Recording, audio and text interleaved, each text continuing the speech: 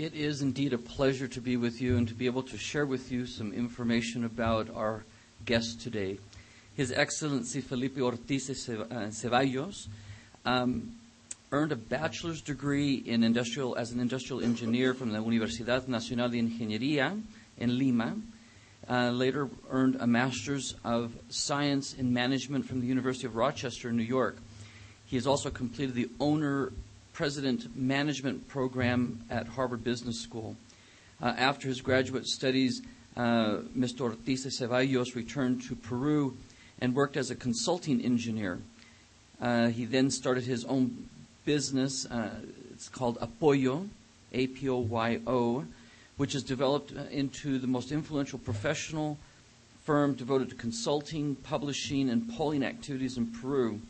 He's, above all, he's an active promoter of social responsibility with regard to businesses. Mr. Ortiz Zevallos holds the position of chairman of the Group Apoyo. Ambassador Ortiz de Zevallos is an independent member of the board of several businesses and educational cultural institutions in Peru. He currently serves as the chairman of the Eisenhower Fellowships Nominating Committee, Peru, and is a member of the Eisenhower Fellowships Advisory International Council. Since 1978, he has been a professor of economics and president of La Universidad del Pacífico, and he continues to be a lecturer on local international conferences. He has been recognized on several fronts for his work. Among the awards that he has received has been the Eisenhower Exchange Fellowship in 1996 and the Jerusalem Award of Journalism in 1998. He is the author of several books on economy, the economy of Peru, and is a guest columnist in magazines and author of local and international papers. Now, this is the one thing that I'm always allowed, is this one moment, a personal moment. The brief time that I've spent with the ambassador has been a wonderful experience in that he is a very quiet man. He's a very thoughtful man. When he speaks, what comes out of his mouth are little jewels. He's very well aware of what is happening in his own country, as well as what is happening to us and here in this nation. And he's able to take that information and to put it together in ways that are very helpful for me personally, and hopefully for you today as he speaks to you, to understand our relationship to the great country of Peru. So if you will please join with me in welcoming His Excellency to the BYU campus, Mr. Ambassador.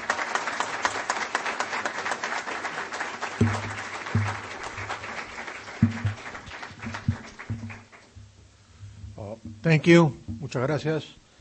I would like to concentrate my comments this way. Here. Trying to manage things. My index of my presentation here is give you some basic numbers on Peru, and try to talk a little about the political system and challenges, the economic situation right now, the relationship with the United States, some reforms that are still pending in our country, and finish with some words about culture, diversity, and tourism.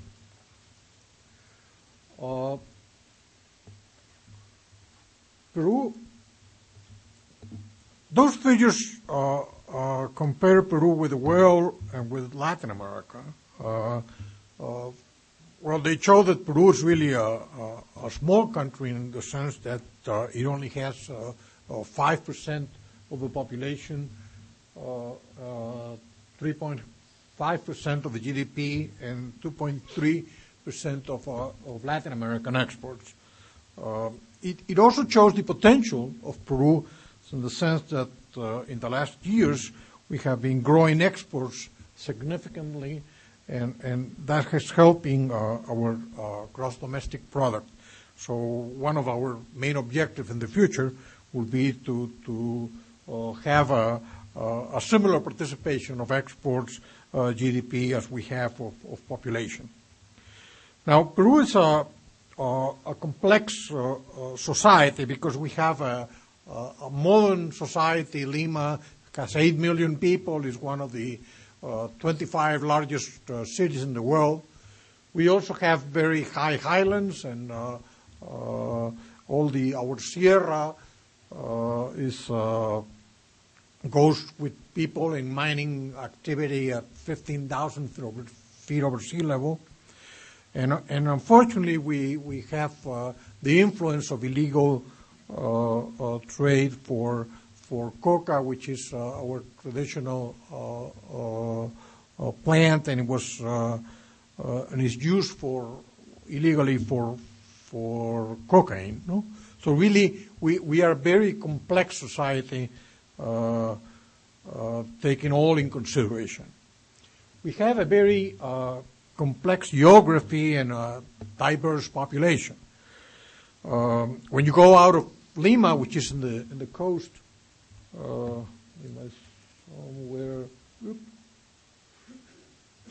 here, and you go up the mountains, in maybe 3 or 4 hours, you're already at 15,000 feet over sea level. No?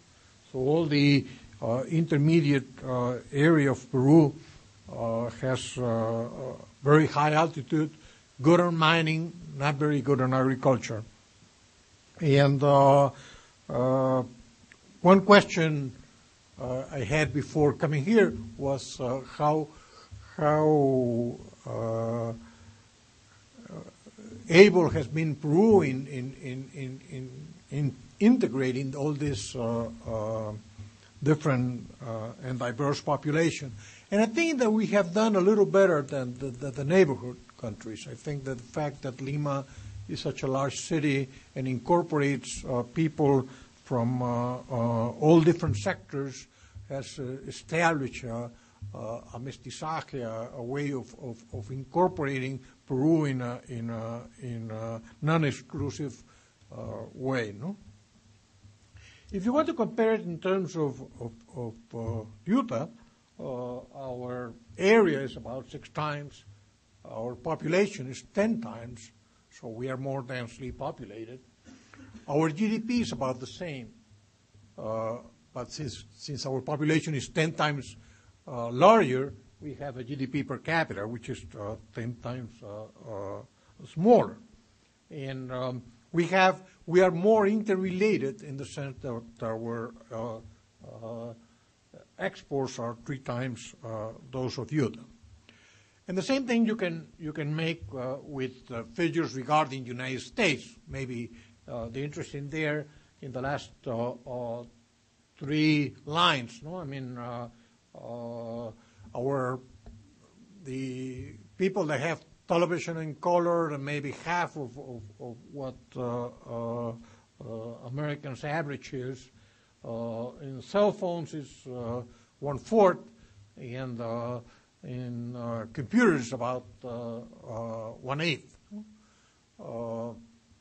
We do have a lot of all around Peru. You do have the access of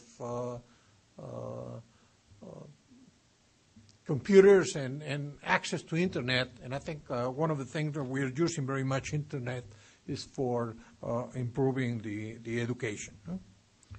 Now, regarding our political system and challenges, the last 40 years have been rather not very stable, in the sense that we had on the 70s a military regime, a left-wing, somewhat socialistic military regime that was very unsuccessful.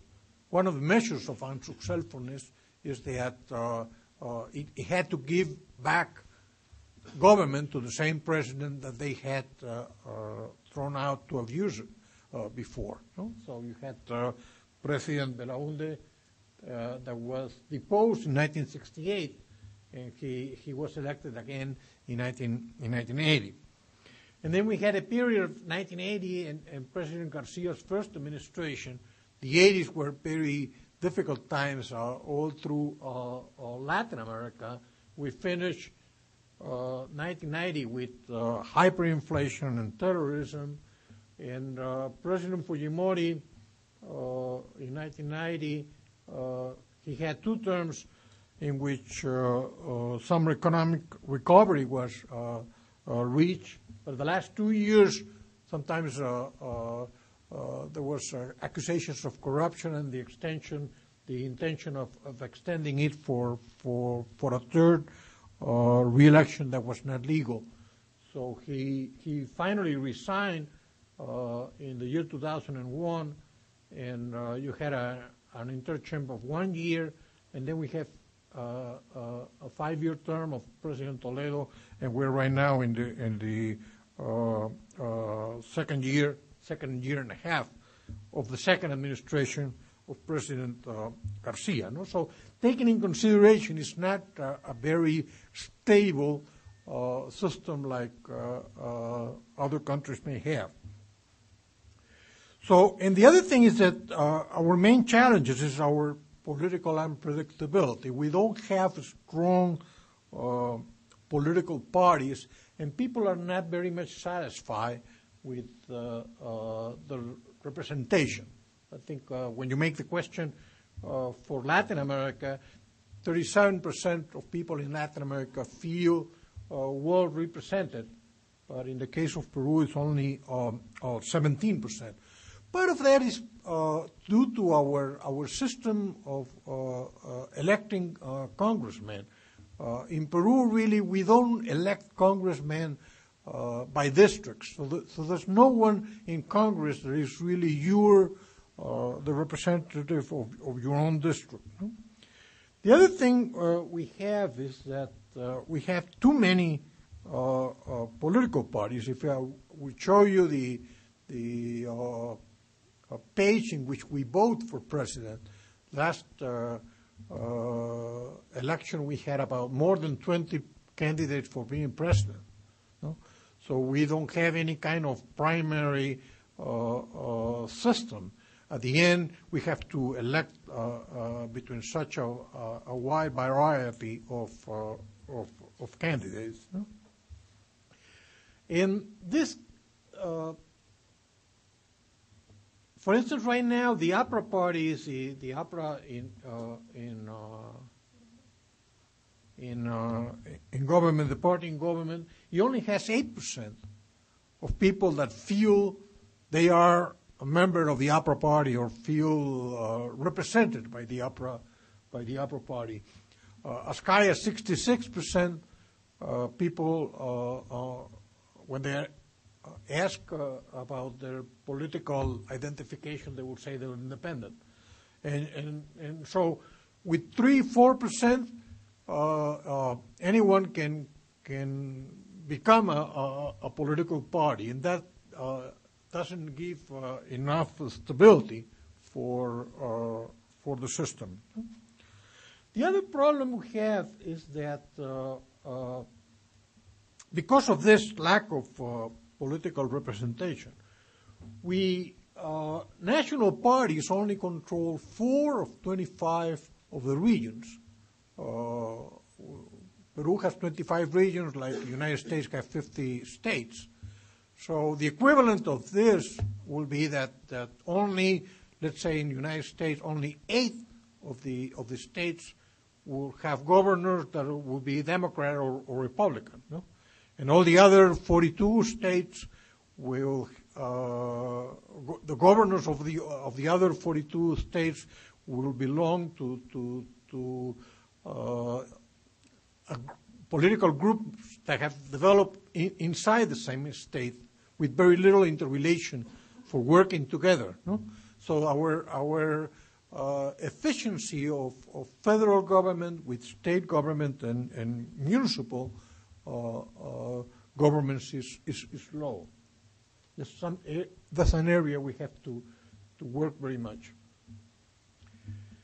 There's something called Latinobarometro, which is a system of polls that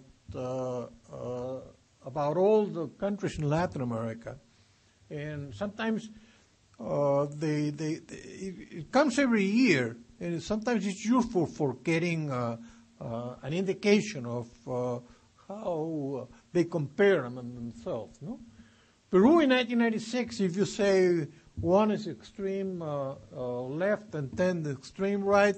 Peruvians will consider by 1996 on a 5.6 average. They have moved to a 5.1 average in the last year, 2007. No? So we're still more center-right than center-left, considering that 5 is the average. No? But we have been moving left in the last 10 years. No? Colombia, for instance, have been moving same, but moving a little to the right. No? And I think that this is an interpretation of mine. I think we have a 3x problem in the sense that probably we have 25 regions and we only should have about 8. Or we have about 2,000 mayors and we should only have about 600 or 700. Our country is too much divided from a political point of view. No? To give you an idea, Lima has 43 mayors. If you ask somebody else, how can you govern Lima with 43 mayors, it's very difficult to get together for fixing traffic problems or any kind of cooperation is difficult to achieve. But that's also, for instance, we have 25 regions. Bolivia only has 9 and Chile 13. We had 21 presidential candidates, Bolivia 8 and Chile 5. We had 23 Congress candidates for every seat. No? So everybody wants to be a politician in Peru. No?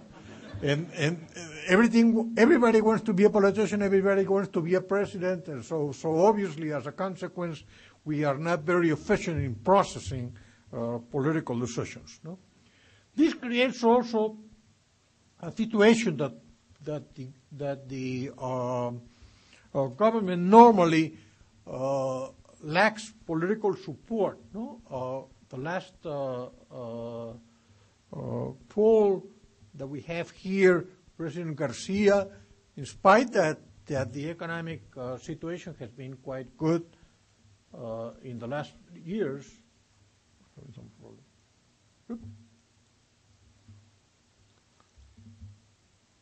Is it working? I think we're stuck. Which way? It's not,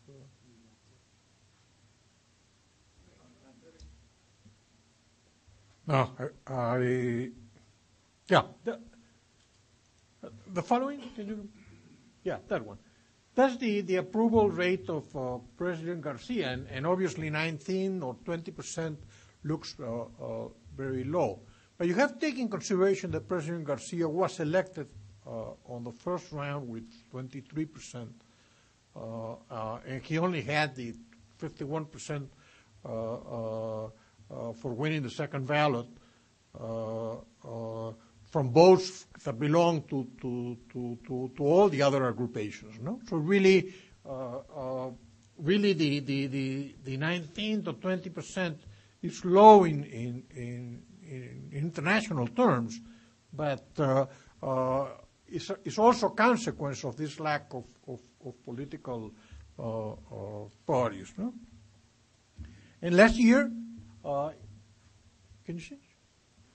Last week, President Garcia has renewed his cabinet, incorporating Yehuda Simon, who is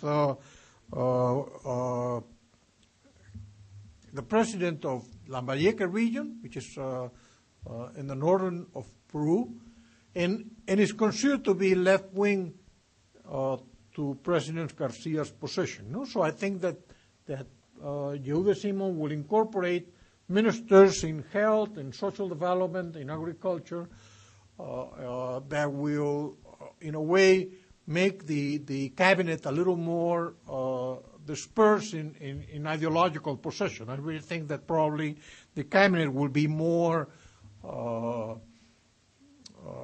multiple in ways of thinking but I think that it could also help the government in getting a broader support, no, in the incorporation of the regions as important decision makers in Peru. No?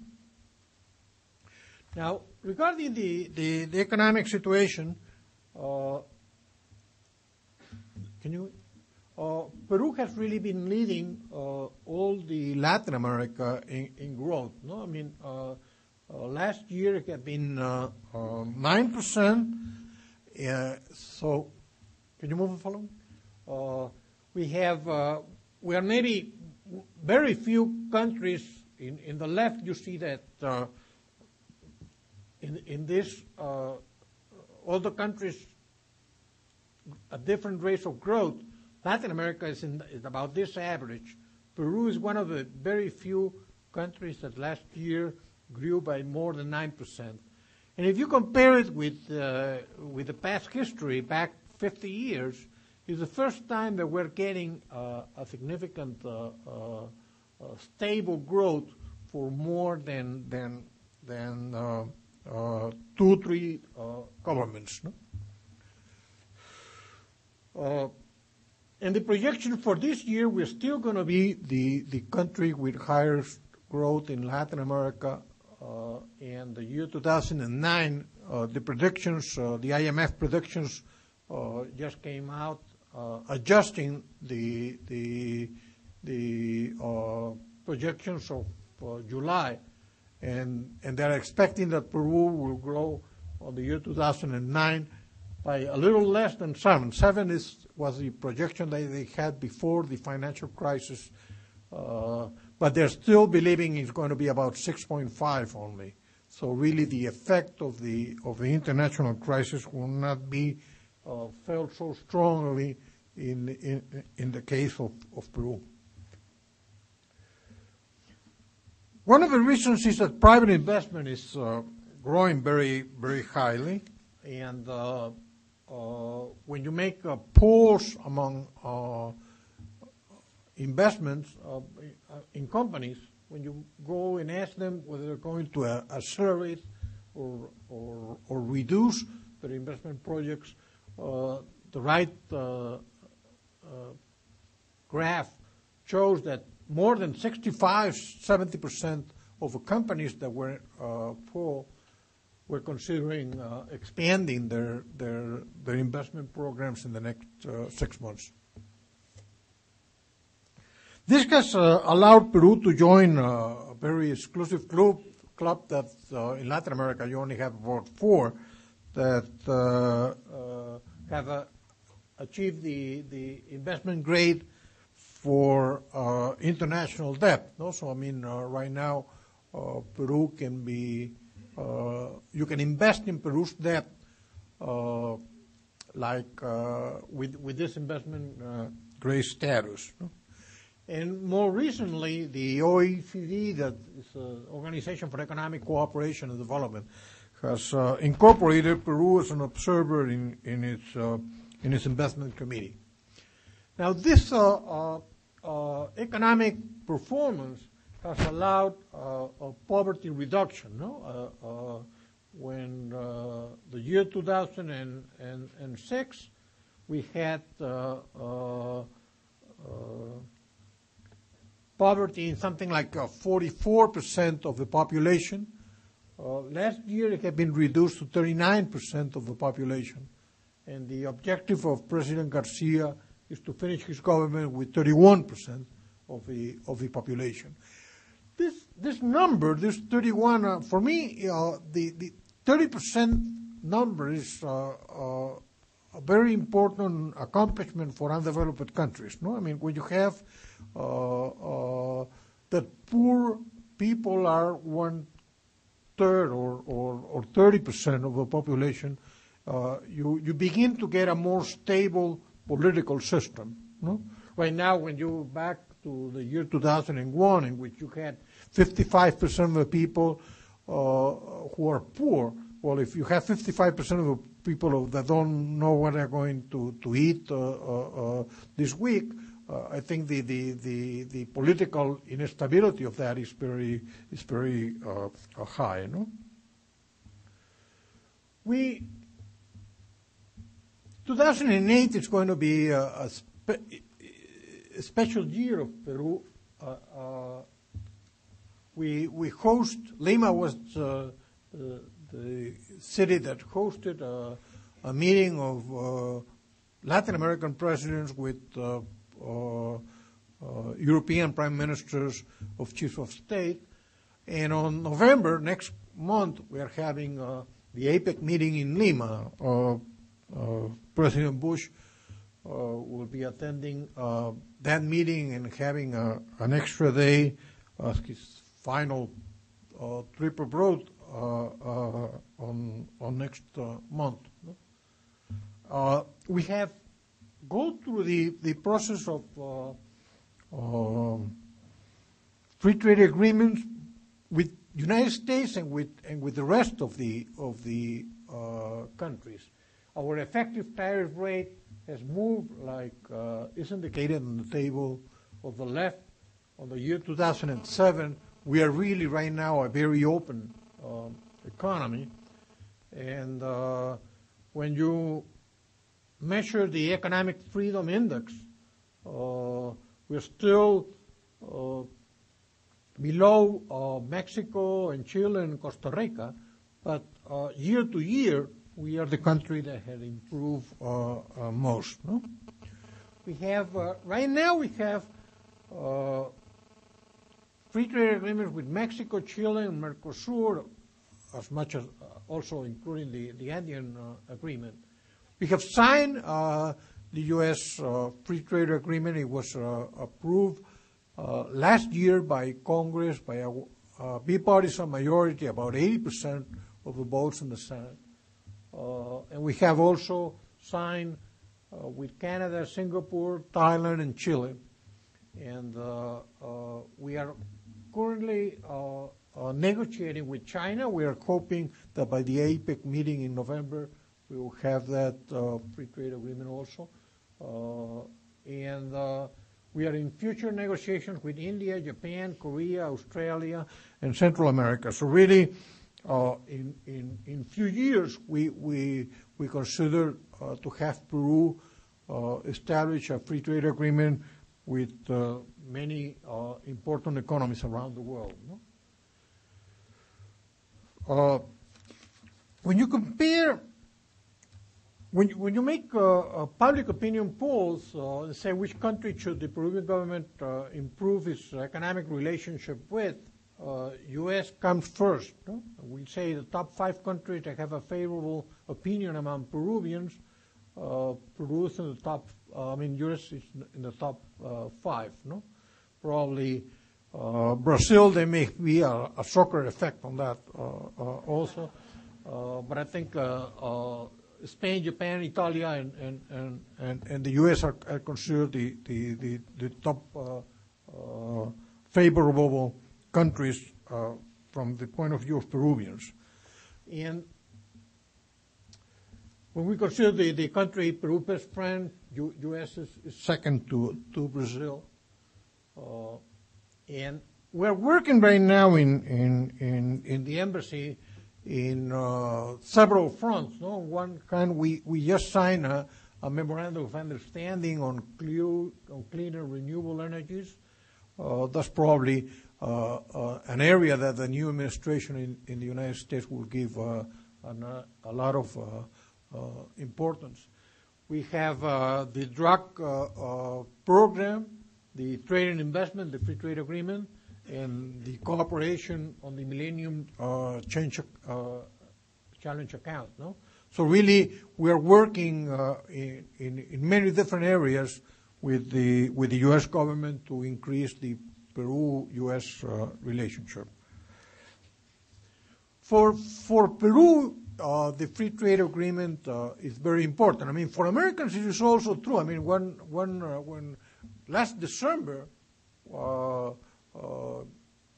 President Bush signed the bill, and I was in Washington coming out of a meeting, and somebody from television asked me, well, how will this improve the life of Americans? And I say, they'll have a lot of more exports to Peru. No? I say, but how much will that be? They say, well, I mean, some kind of television report is just want a number. No? So I say, well, I don't know. I mean, if Peru's growing by 9%, exports from the United States will grow 30%.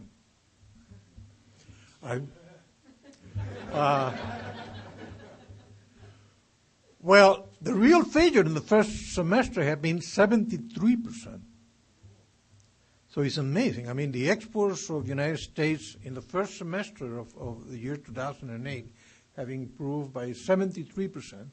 So that's why it is not only more consumption. I mean, you cannot increase computers or cell phones or by 73%. I mean, you cannot sell 73% more pictures, movies. No, I mean, so obviously it incorporates a lot of investment in equipment and machinery for important investment projects. No? But I think that for Peru, the free trade has a psychological signal in terms of future vision and stability. It also has this economic effect of greater growth in GDP and international trade. It forces us to create a kind of what Hernando de Soto talked about, a kind of an inward free trade agreement. I mean, people in the highlands could be affected by prices of agricultural product coming from the United States. How can we help them to be able to compete? No, and it creates a momentum in terms of making more reforms. No, we have some pending reforms like. When you go to the World Economic Forum, this is a international comparison of how each country does on different areas. And Peru is the best on the efficiency of goods market, the business sophistication, market size, and financial sophistication. We are poor in institutions. I would say that our judiciary system, our political parties are not good enough. We have a very challenging geography, so our infrastructure is not as good. We have a kind of a traditional culture, our culture for innovation and for inventing new products and ways of doing things is not very good. And education and health is something that we have to improve also. But we have been doing big improvements in the past. No, in the last rankings, Peru improved. Is the second in the region in the World Economic Forum, and 14 out of 55 countries in the IMD ranking. No? So I think we are doing a lot of work in that. In comparison terms, for instance, with Chile, Mexico, Panama, and Colombia, we are much better right now in registering property, in getting credit, and protecting investors. Well, we are bad still, and it's the problem of the political situation because of this federal, state, and municipal levels. No, in starting a business or in dealing with licenses, there's still it takes a lot of time, a lot of paperwork to go through all the bureaucratic system. No? Well, and lastly, regarding our culture and tourism and diversity, Machu Picchu was 2007 declared one of the seven wonders, one of the new seven wonders of the world. And now, obviously, we are looking for more Machu Picchus inside our diverse geography, because obviously the ruins maybe can hold 500 people or 1,000 people a day, but not more than that, no, because otherwise we would be affected in sustainability. So, but we have a wide variety of tourist attractiveness that can help us in the future, as well as dances, rituals. We are a country that has a lot of cultural tradition. No? And recently, in the last decade, our gastronomy has begun to get international recognition. There's the main restaurant right now in Santiago de Chile or in Bogotá, even in Spain, in Madrid. One of the Peruvian chef, Gaston, has opened a new restaurant. Is getting very good comments from the critics. He also started in San Francisco a restaurant called La Mar in Lima. They just opened a new La Mar in San Francisco in the middle of the bay. So really, our gastronomy is something that we are currently exporting. One of the things that, for instance, one thing's unknown about Peru is that we are the first worldwide in butterflies and the first one in orchids. And that's something that we Peruvians are not even fully aware, no? And obviously it's something that can be very, that has a lot of potential in terms of projections, in terms of areas in which we are number one at a global basis. No? So really, what we have is a mega diverse country. No, we have all the climates of the world. This complex geography. We are heirs of a millenary culture, and we have rich resources in mining and gas. We're having a booming economy, and this has created a lot of opportunities for investment projects and tourism. And I think in the future, our biodiversity is going to be increasingly important. Thank you. I want any questions.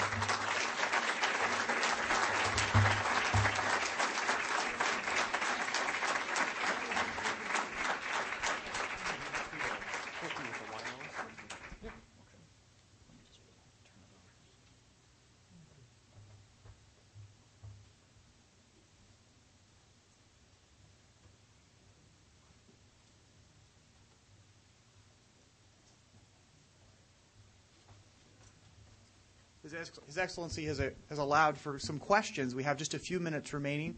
If you'd please stand and tell us your name and what you're studying, and then ask your question. We've got the microphone here at the back, and we'll bring it to you. Right out here.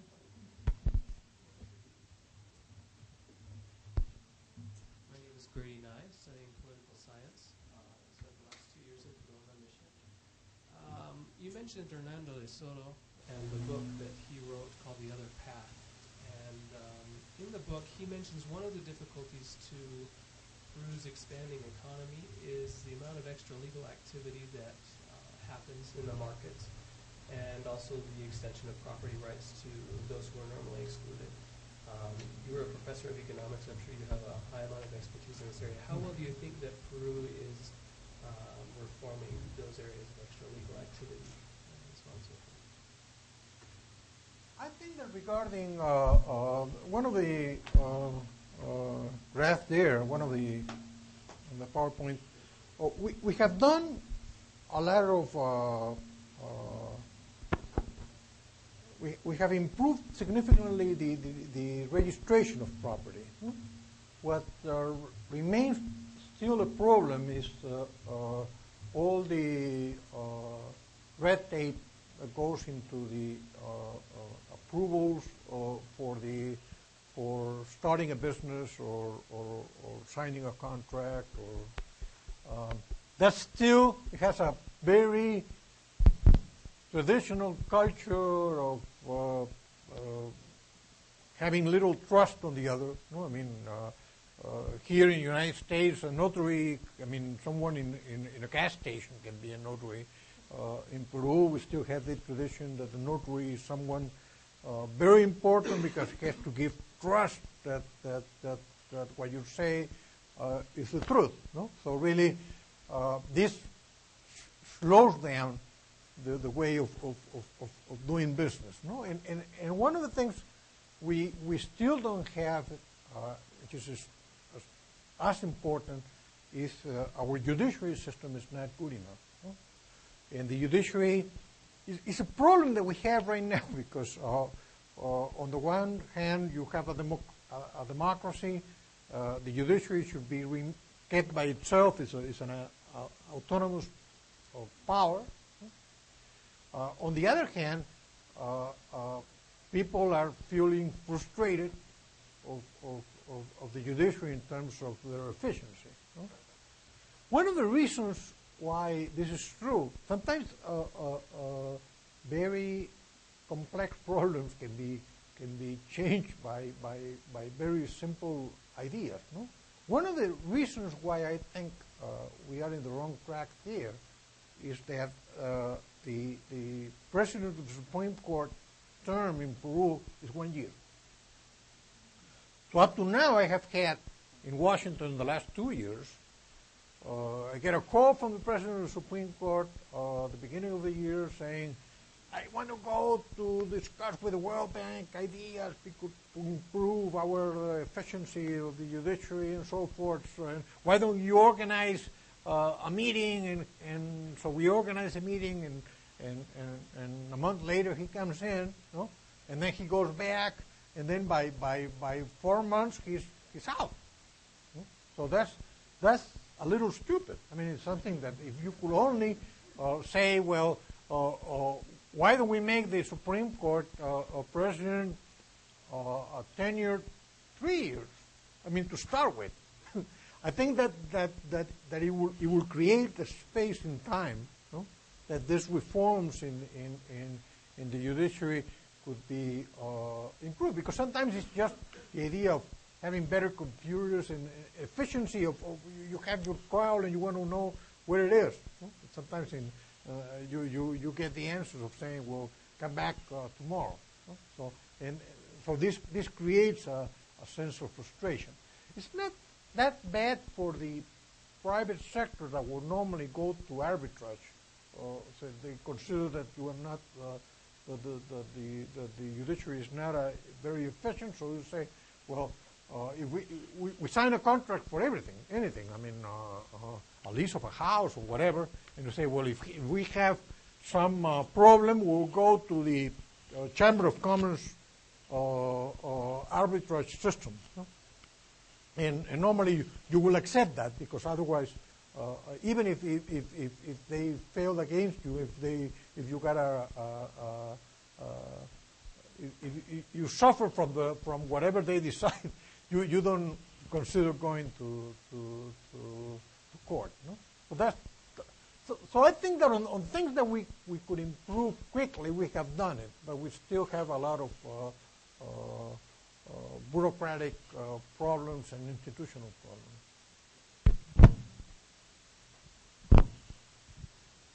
Jess Jones, I'm a political science major. You've mentioned there are a few things that you see with, I say, judiciary problems, or you also see term limit problems that you mentioned earlier. And I was wondering if you foresee any sort of restructuring of the Peruvian government in the near future.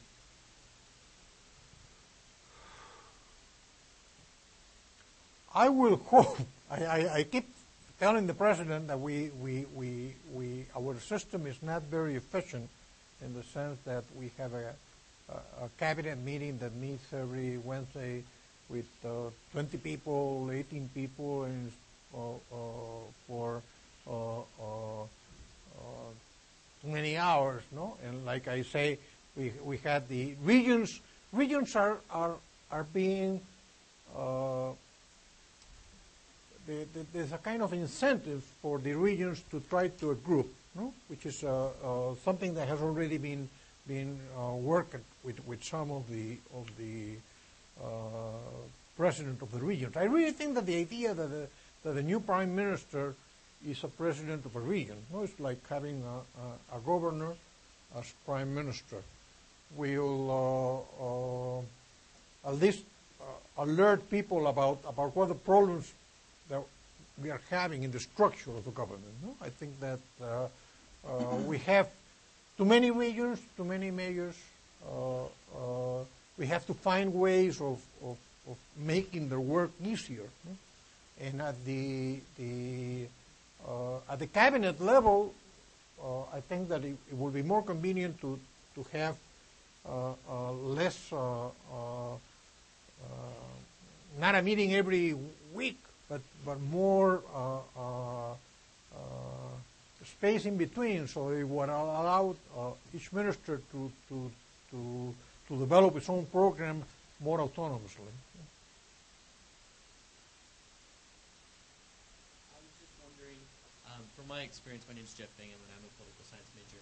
It seems like the vast majority of industries in Lima, and I spent some time in the northern coast, and just wondering if any economic policies by Presidente Garcia have been able to bring industry up to the northern coast or otherwise in the country where they're not particularly as well populated.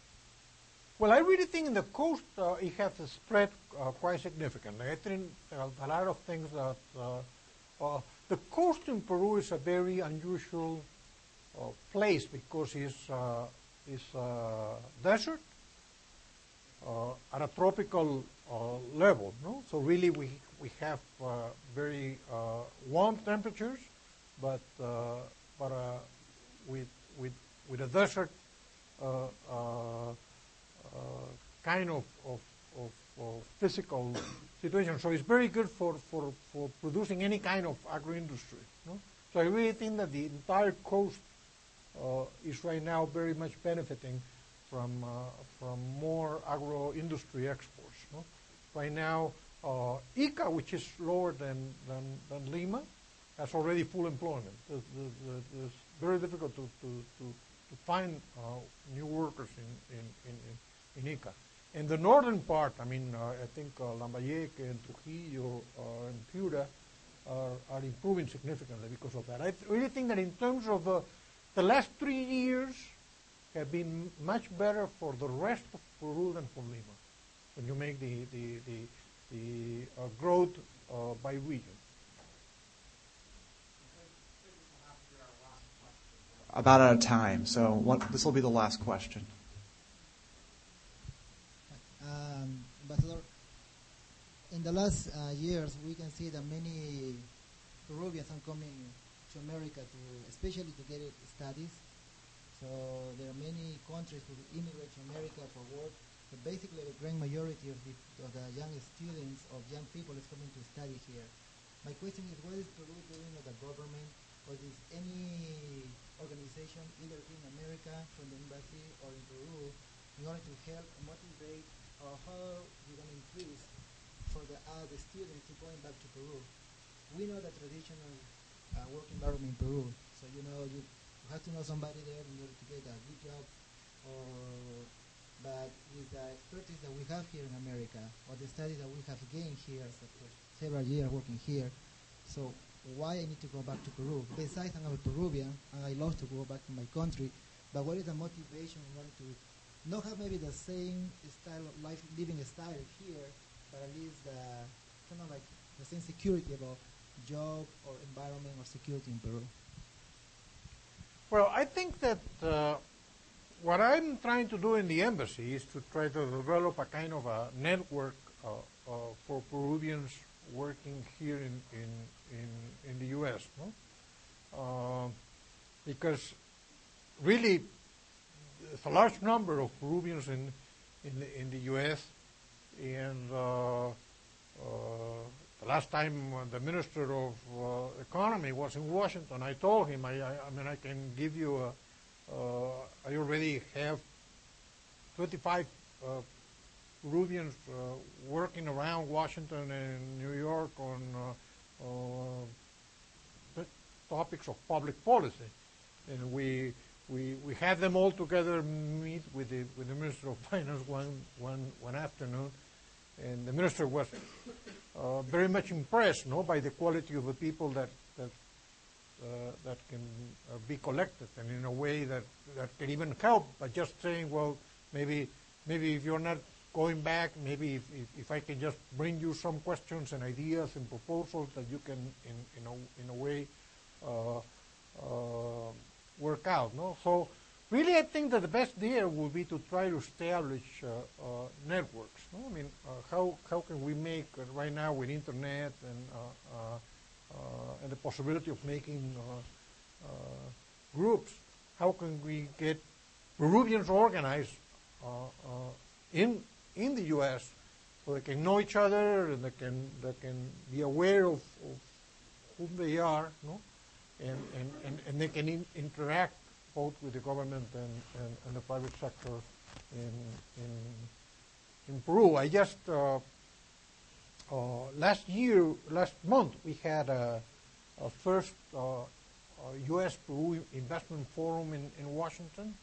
There were about 40 people, 50 people coming from Peru. We already had about 100 from the United States.